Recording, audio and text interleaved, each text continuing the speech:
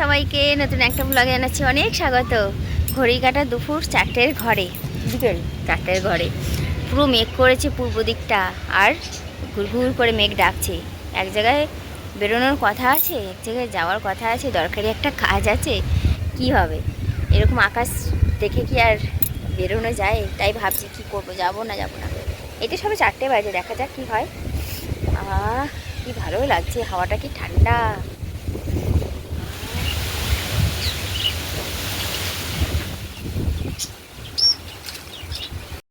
আরে মাথার মধ্যে পড়বে দুমদাম।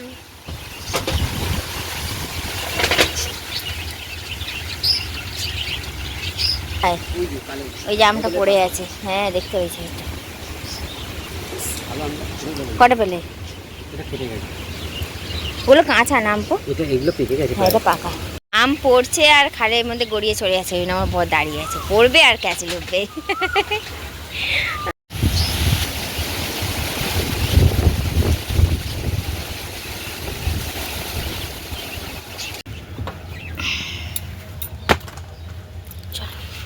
রেডি হয়ে নিয়েছি, মেঘ তো করে আছে। কে এসেছে আমাদের বাড়িতে? এটা কে এসেছে? মেমু।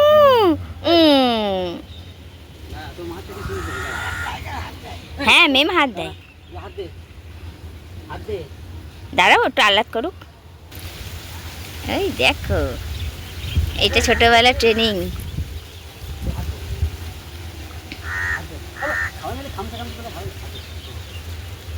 আরে দাঁড়ায় একে একে তো।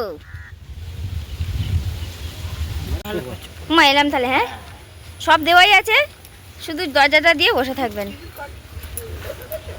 হ্যাঁ টিভি প্লাগ করা তো। চলো এবার যাচ্ছি কোথায় সেটা বলি। যাচ্ছি হচ্ছে বরের একটু চোখটা সমস্যা হচ্ছে। ও আগাও করাই চশমা পরতো কলেজ টাইম থেকে, এবার পটি করেছে কোথায় কুর্তাগুলো। আগা করাই চোখে চশমা ছিল কলেজ থেকে, তারপরে বিয়ের পরেও ছিল। এই হালে করোনার সময় করে খুলে দিয়েছে, তো তখন থেকে খোলাই ছিল। এখন আবার একটু বলে চোখে সমস্যা হচ্ছে গাড়ি চালাতে গিয়ে, একটু অ্যালব্যাল করছে। ওই জন্য বলছে যাই একটু চোখের চশমাটা চেঞ্জ করে নিয়ে আসি। পুরনো ফ্রেম তো, নতুন ফ্রেম নিয়ে আসি। কাঁচটাও একটু ঘষে গেছে, পাওয়ারও একটু হয়তো চেঞ্জ হবে, ওই জন্যই বেরোচ্ছি। এখানেই থাক, আবার যখন বাড়ি আসো তখন যাবি।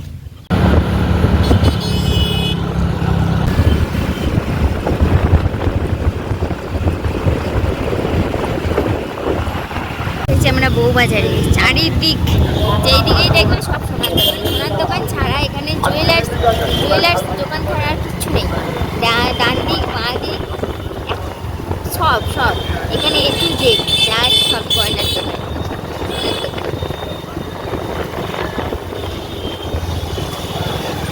সব সোনা ছাড়া কিচ্ছু নেই। মানে এক পাশের দোকানের থেকেও পাশে, মানে দেখো লাইন দিয়ে মানে এই নয় যে একটা সোনার দোকান তো পাশেটা অন্য কিছু না। সোনা ছাড়া আর কিছু নেই এখানে, সোনার দোকান ছাড়া। কি ভালো লাগে বউবাজারে এলে, চারিদিক ডান দিক বাঁ দিক শুধু সোনার দোকান আর সোনার দোকান। এখানে সব আবার চশমার দোকান, দুই সাইডেই চশমার দোকান। সব ওখানে ছিল সোনার দোকান, এখানে আছে চশমার দোকান।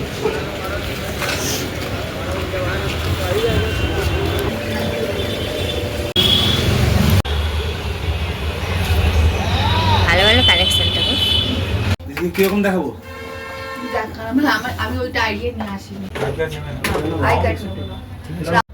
দেখো তো কেউ চিনতে পারো কি না।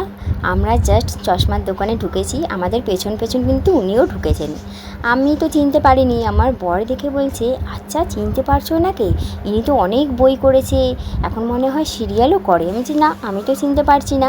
তারপরে চশমা দোকানের মালিককে জিজ্ঞাসা করতে বলল যে না, হ্যাঁ ঠিকই বুঝতে পেরেছেন, ইনি হচ্ছে অনেক বই করেছেন, অভিনেতা। তারপরে আমার বর যখন বুঝিয়ে সুঝিয়ে অনেক কিছু বলে মনে করালো, তখন গিয়ে চিনতে পারলাম যে হ্যাঁ ইনি তো সেই মানুষটা।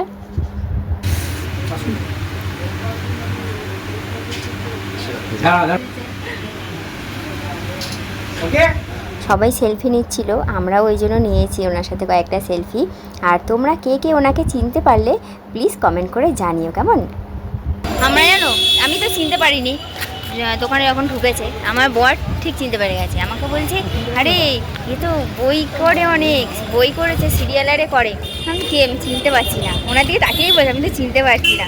বলছি চিনতে পারছো না, বোঝে না, সে বোঝে না বই দিতে দৌড়াচ্ছিল মেয়েটার পেছনে, তারপরে গিয়ে চিনতে পেরেছি। আমি ও তখন তো বাচ্চা ছেলে ছিল, এখন তো বড় হয়ে গেছে। অনেক সিনেমাই করেছে, কী নাম আমি ঠিক জানি না, তবে ওর অ্যাক্টিংগুলো আমার গলার ভয়েসটা আমার খুব ভালো লাগে। চলো এখন দোকানে চশমাটা করতে দিয়ে দিলাম, বললো 1 ঘন্টার পর আসছে, ঠিক আছে, তখন এদিক ওদিক একটু ঘুরে আসি। চশমাটা আমরা আজকেরই হাতে পেয়ে যাব, বললো ওই 45 মিনিট বা 1 ঘন্টা মতো সময় লাগবে। বললো তোমরা ততক্ষণ এদিক ওদিক একটু ঘুরে এসো। কোথায় আর এদিক ওদিক যাবো, ওই জন্য কাছাকাছির মধ্যে একটা এরকম ফাস্টফুডের দোকানে চলে এসেছি, এসে চাউমিন খাচ্ছি। সেই দুপুরে ভাত খেয়েছি, একটু খিদেও পেয়ে গেছিলো, খেয়ে নিলাম ওই জন্য, আর সময়টাও কিছুটা পাস হয়ে যাবে। আর এই দোকানটা বউবাজারে, আমার বর হচ্ছে ভিডিওর মাধ্যমে দেখেছিল এই দোকানটা একটু ভাইরাল। এই দোকানে কি বলো তো, অনেকটা রিজনেবল প্রাইসে চশমা পাওয়া যায়, ফ্রেম পাওয়া যায়, আর মানে সঙ্গে সঙ্গে হাতেও পেয়ে যাবে। ওই হয়তো ওই আধা ঘন্টা 1 ঘন্টা সময় লাগবে, ওই জন্যই আমাদের বাড়ি থেকে এতটা দূরে আসা। আর এই হচ্ছে সেই দোকানটা, ঠিক আছে, বললো বসো, খানিকক্ষণের মধ্যেই তোমরা চশমা পেয়ে যাবে। দীর্ঘ অনেকক্ষণ অপেক্ষা করার পরে যে মহারাজা চশমা হাতে পেয়েছি, চোখে পড়েও নিয়েছি। চল এবার বাড়ি যেতে হবে, বাড়ি গিয়ে রান্না বান্না আছে, আর ভালো লাগছে না, চাউমিন খেয়েছি তো ঘুম পাচ্ছে, দুপুরে ঘুমাইনি একটু। আমি কিছু দেখতে পাচ্ছি না, কিন্তু সব ধুন্দলা, মানে কোনো কিছু স্পষ্ট না।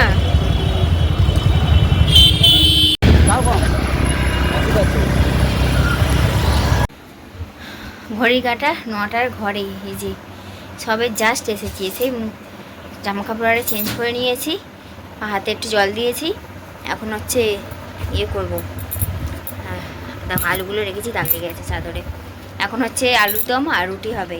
আলুর দমের জন্য আলুটা সিদ্ধ বসিয়ে দিয়ে, এই যে মা চা দিল, চা খাই, চা খেয়ে তারপরে রান্নাঘরে ঢুকবো, ও করবো আলুর দম আর আমি করবো রুটি। খুব ক্লান্ত, দুপুরে ঘুমায়নি তো, কোন সকালে উঠেছি, ঘুম পাচ্ছে। বরের চশমাটা পড়েছি জানো, মা বলছে তোমার মুখে কি সুন্দর মানিয়েছে গো। আমি চিস আমার চশমা ভালো লাগে না পড়লে, মা বলছে না খুব সুন্দর মানিয়েছে, সত্যি তাই। আমার তো মনে হয় যেন সেই বুড়ি বুড়ি লাগছে বোধহয় হয়তো, মাও বলছে ভালো লাগছে, আমার বড় বলছে না না তোমার মুখে ভালো লাগছে, গোল মুখ তো, চশমাটা বেশ ভালো মানিয়েছে। আর বরের তো দূরের পাওয়ার, আমি সব কিছু জানি, মানে কেমন কেমন দেখছি, টেঁড়া বেঁকা, হেলে গেছে, মেঝেটা দেখছি উঁচু নিচু।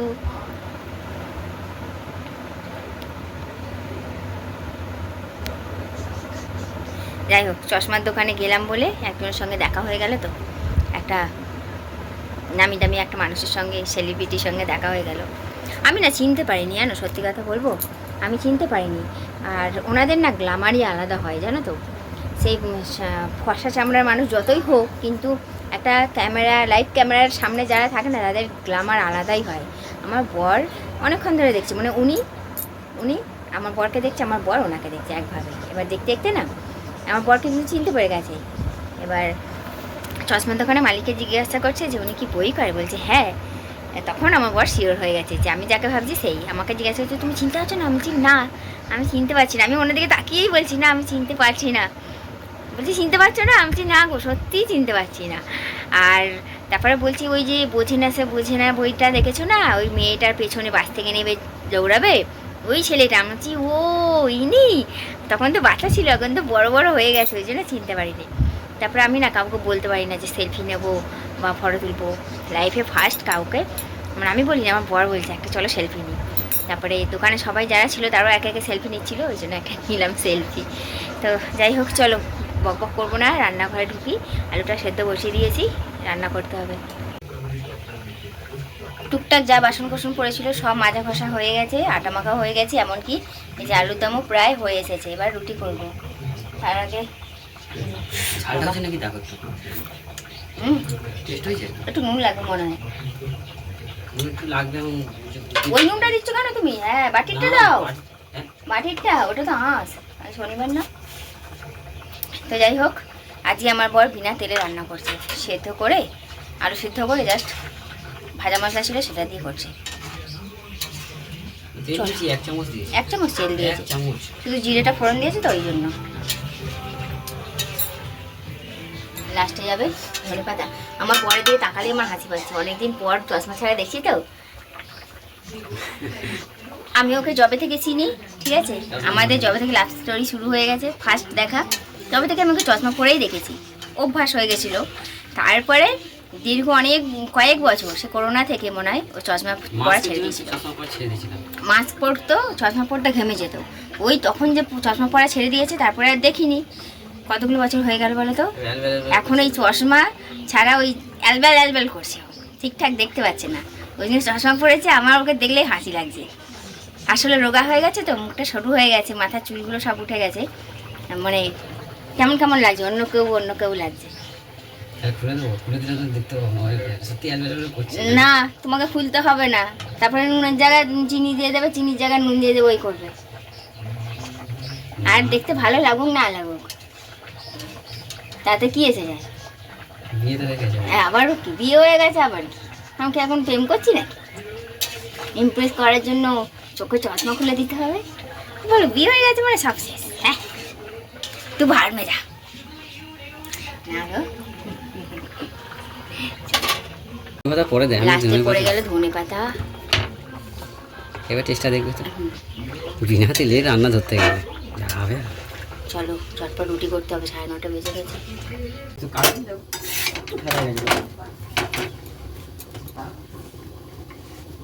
চলো, আমার রুটি হচ্ছে, হ্যাঁ একটা একটা করেই তো রুটি করি জানো। আর বর এদিকে আম কাটছে। কত সুন্দর ফ্রেশ আম, আমাদের গাছের আম কাউকে দিতে না ভয় লাগে, একদম ফ্রেশ আম। দেখো, দেখেছো? দেখো কাটার ভেতরে দেখো, একদম ফ্রেশ আম, উপর থেকে বোঝাই যাবে না। এটা ফ্রেশ তো, একদম ফ্রেশ। এটা কাটলাম নষ্ট, নষ্ট ভেতরে দেখো কিরকম, মানে গলা গলা, এই যে এই যে এই যে এরকম তল তলে, কোনো জায়গায় কালো, মানে কাউকে আমরা আম, আমাদের গাছের আম কাউকে আমরা দিই না, এই কারণেই দিই না। এই যে দেখো, এই যে তল তলে, কত ফেলা গেছে, এই যে বালতিতে কত পড়ে আছে। কাকে দেবো আম? মানুষ মানে পড়ে। আমাদের গাছের আম কাউকে দিই না, কুল হলে সবাইকে প্যাকেট করে দিয়ে আসি, কিন্তু আম হলে দিতে চাই না, লোকে বলবে কি খেতে পারেনি মনে হয়, ওই জন্য বেছে বেছে খারাপ লোকে দিয়ে গেছে। স্বাভাবিক, সবাই ভাববে, ওই জন্য আমাদের গাছের আম কাউকে দিই না। আগে একটা সময় দিতাম, এখন আর কাউকে দিই না, উপর থেকে একদম ফ্রেশ। সব আটগুলো এত ফেলা গেছে আমটা, এই গোটা আমটা, এটা ভেতরে দাও, নষ্ট দাও, ভেতরে দাও, নষ্ট, পুরো নষ্ট, সব আমগুলোই এরকম। ওই জন্য কাউকে আমরা দিতে চাই না, ফেলেছি এরকম ভয় দিতে পারি না। ওই জন্য কি বলতো, আমাদের গাছের আম কাউকে আমরা দিতে সাহস পাই না, লোকে তো ওটাই ভাববে যে খেতে পারিনি মানে বেঁচে বেঁচে হয়তো খারাপগুলোকে দিয়ে গেছে, তার থেকে বাবা নাই বা দিলাম।